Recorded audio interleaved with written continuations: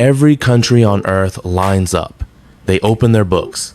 They add up what they owe. And the final number is so large that if humanity tried to pay it back honestly, the global economy would collapse before the last payment cleared.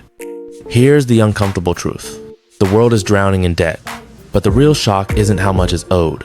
It's who actually owes who, and why, no matter how many crises, bailouts, or promises we make, this debt is never really meant to be paid back. Not fully, not ever. Let's start with why this matters right now. Inflation, interest rates, currency crashes, government, austerity. Every few years, someone tells you the system is under stress. But what they don't say out loud is this. The system is built on permanent debt, and permanent debt changes who holds power. This isn't about irresponsible governments or lazy citizens. It's about how modern money actually works. And once you see it, you can't unsee it. Go back a few hundred years. Debt used to be personal. Kings borrowed for wars. Merchants borrowed for ships. If you couldn't pay, you lost land or your head. Debt had an end. Then something changed. In the 20th century, especially after World War II, countries realized something dangerous. They didn't need to fully pay debts back. They just needed to roll them over. Instead of clearing the bill, you refinance it. New bonds pay off old bonds. New loans cover old loans.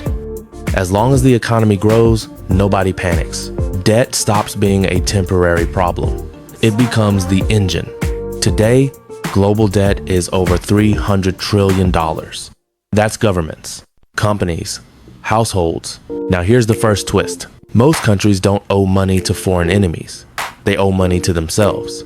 The United States, the most indebted country in the world, owes over $30 trillion. Sounds terrifying.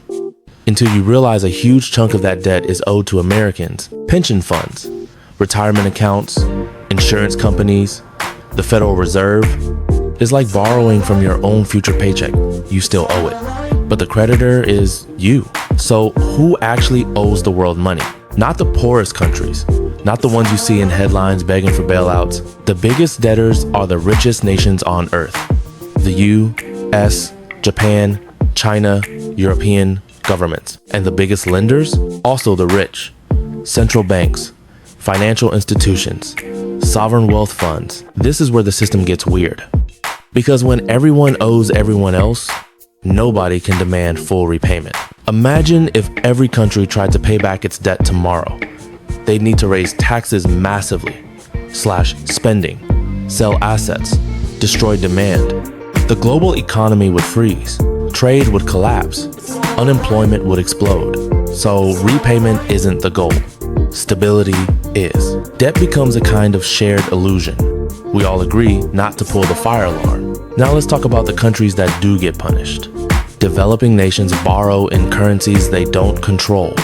Dollars, euros. If their economy slows, their currency weakens.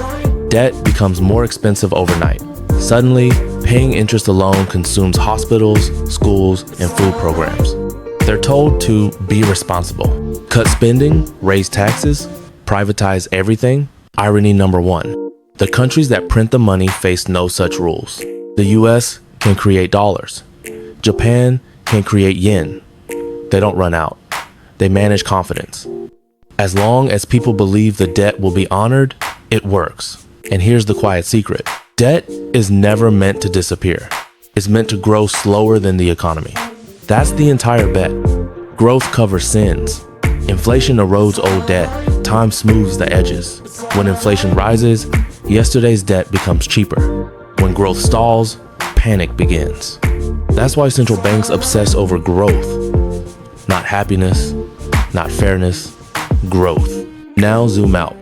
What happens when growth slows permanently?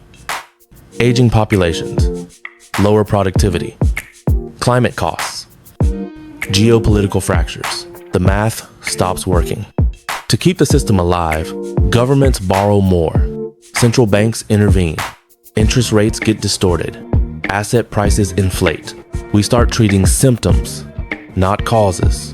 And here comes the final uncomfortable part. Debt isn't just money. It's control. Whoever holds the debt gets influence. over policy, over elections, over priorities. Not through conspiracy, through incentives. You don't need villains, you just need balance sheets. So why doesn't the world pay its debt back? Because paying it back would destroy the system that depends on it. Because debt is the scaffolding holding up modern economies. Because money itself is built on promises about the future. And the future, by definition, never arrives. The system survives by postponing resolution, by refinancing, by extending timelines, by hoping tomorrow is bigger than today. Sometimes it is, sometimes it isn't. And when it isn't, we call it a crisis. Then we start over. Same system. Bigger numbers. So the real question isn't who owes the world money. It's this: how long can a system built on permanent debt keep pretending it's temporary? That answer won't come from textbooks. It will come from the next moment when the math stops cooperating. And history suggests that moment always arrives quietly, then all at once.